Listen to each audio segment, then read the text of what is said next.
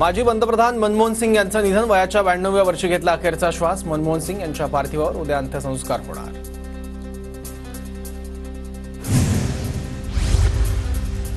माजी पंतप्रधान मनमोहन सिंगांच्या पार्थिवावर उद्या अंत्यसंस्कार होणार। काँग्रेस मुख्यालयात अंत्यदर्शनासाठी पार्थिव ठेवलं जाणार।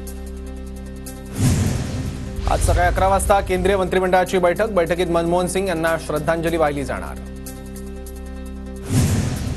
केंद्र सरकारचे देशातील सर्व कार्यक्रम आज रद्द, संपूर्ण देशात 7 दिवसांचा दुखवटा जाहीर। डॉक्टर मनमोहन सिंग यांचा शासकीय इतमामात अंत्यविधी होणार। माजी पंतप्रधान मनमोहन सिंग यांच्या पार्थिवाचं राहुल गांधी आणि मल्लिकार्जुन खरगेंनी घेतलं दर्शन। खरगे आणि राहुल गांधींकडून कुटुंबियांचं सांत्वन। भारतीय अर्थव्यवस्थेत सुधारणा करण्यासाठी मनमोहन सिंग यांचं महत्त्वपूर्ण योगदान। राष्ट्रपती द्रौपदी मुर्मू यांच्याकडून मनमोहन सिंग यांना आदरांजली। डॉक्टर मनमोहन सिंग यांनी पंतप्रधान या नात्यानं लोकांचं जीवनमान उंचावण्यासाठी कायम प्रयत्न केले। कुशल अर्थशास्त्री आणि दूरदृष्टी नेता भारतानं गमावला। पंतप्रधान मोदींकडून मनमोहन सिंग यांना श्रद्धांजली।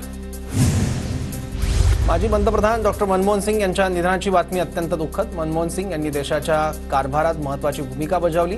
केंद्रीय गृहमंत्री अमित शहांकडून मनमोहन सिंग यांना आदरांजली।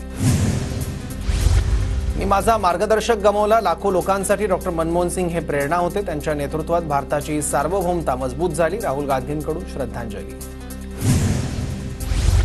मनमोहन सिंगांचं योगदान देश विसरू शकत नाही। मनमोहन सिंगांच्या निधनानंतर शरद पवारांकडून शोक व्यक्त।